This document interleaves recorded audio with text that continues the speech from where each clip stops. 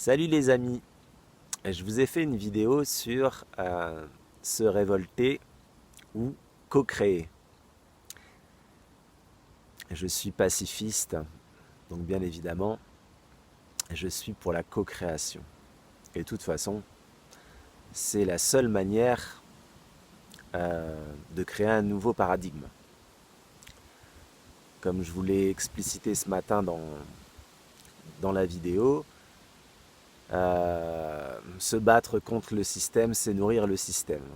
Mais je vous invite à regarder la première vidéo par rapport à cela.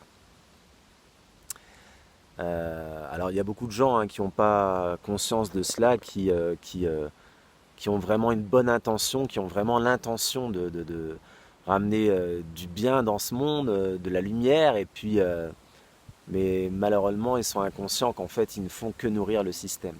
D'ailleurs c'est marrant, aujourd'hui j'ai mangé au restaurant et il y avait un couple et le monsieur c'était un médecin et je sais plus, on arrive, on discute à un moment donné. Et puis, je parle avec sa femme et la femme elle me fait ah bah oui, bah, de toute façon, je sais plus, on parlait de peur actuelle. Voilà, moi je suis dans une grande ville actuellement, donc bientôt plus, mais bon. Euh, et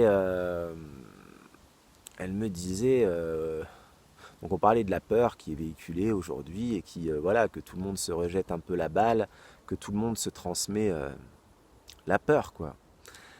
Euh, et elle disait ah bah mon mari il contribue pleinement et en fait elle m'explique bah, il est médecin etc.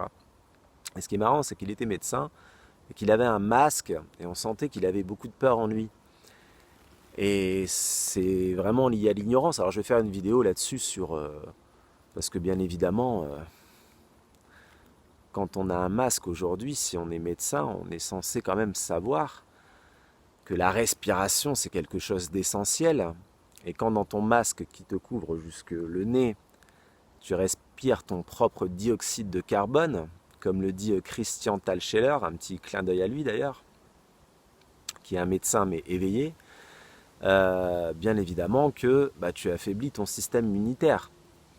C'est nocif pour toi. C'est pas bon de respirer du dioxyde de carbone. Enfin, je veux dire, faut pas avoir fait de grandes études pour savoir cela. Et puis, bien évidemment, quand tu es dans la peur, quand tu vibres la peur, bah, évidemment, ton système immunitaire est plus faible. Puisque, en fait, tu es une énergie et ta fréquence vibratoire, un virus, c'est aussi une énergie, par exemple.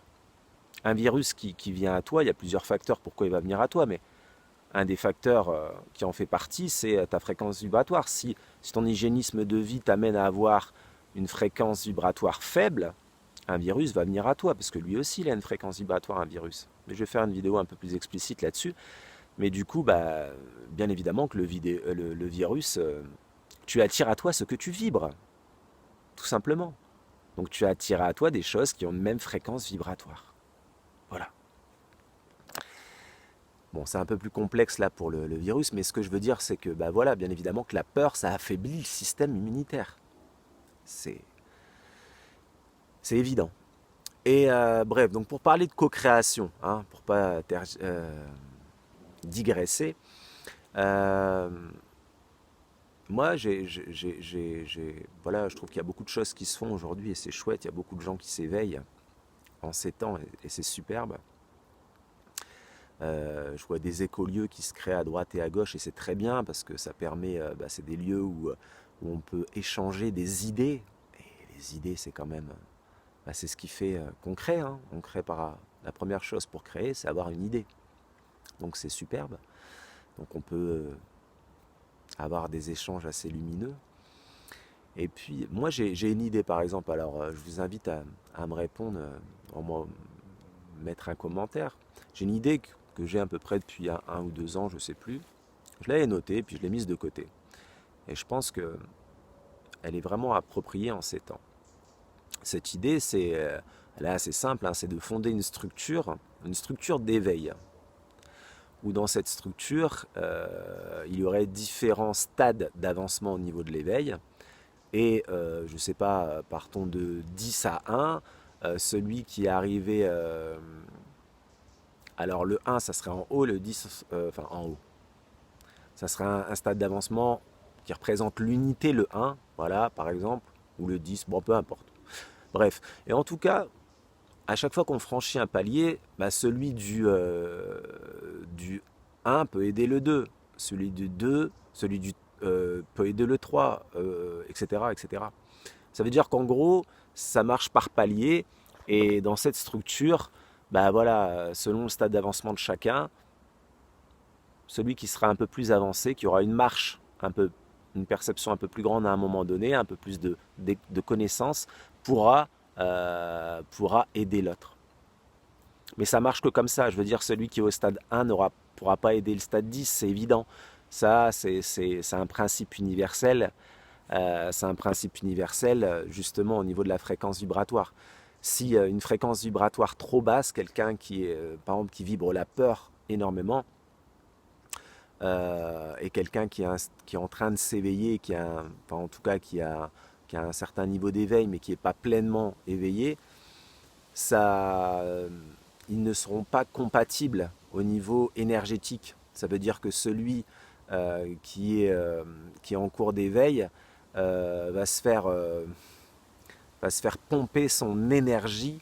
Il ne va pas comprendre pourquoi il va devenir aussi, il va vibrer la peur et va devenir aussi dépressif que celui qui veut aider. C'est vraiment un principe universel ce principe, pour faire simple en gros, c'est que selon ta fréquence vibratoire, tu peux aider des personnes l'oscillation au niveau fréquence vibratoire ne doit pas être trop forte. Sinon, c'est que que tu n'as pas connaissance de tes propres capacités et que tu vas aider l'autre au détriment de toi-même. Et l'autre va puiser ton énergie. Et donc, ça ne fonctionne pas comme ça. C'est qu'il y a une autre personne dans le monde qui est faite pour aider cette personne, si elle est vraiment en fréquence plus basse, bien plus basse que toi, par exemple. Donc, il y aurait des stades d'éveil, en tout cas, dans cette structure. Je ferai aussi une vidéo là-dessus. Bon non, c'est assez simple ce que j'ai dit, hein, la fréquence vibratoire, voilà, c'est vraiment ça. C'est pour ça que des fois, tu peux te sentir plus ou moins bien avec une personne. Des fois, tu es à côté d'une personne et tu sais pas pourquoi tu te sens pas bien énergétiquement parlant. Mais parce que votre fréquence vibratoire est vraiment différente. Donc du coup, il va puiser inconsciemment, hein, il va puiser dans ton énergie, il va t'épuiser. Il va t'épuiser. C'est pour ça que il ne faut pas rester à côté de ces personnes-là. Ça ne veut pas dire euh, qu'il n'y a pas d'autres personnes. Ça veut dire que toi, tu n'es pas faite pour aider ces personnes-là. Mais tu es certainement... Voilà, tu peux aider d'autres personnes qui ont une fréquence vibratoire plus proche que la tienne. En fait, c'est un peu l'histoire des vases communicants où, en fait, quand tu aides quelqu'un, quelque part, tu t'aides toi-même. Parce qu'en fait, dans cet échange, c'est un échange d'énergie. C'est vraiment l'histoire des vases communicants.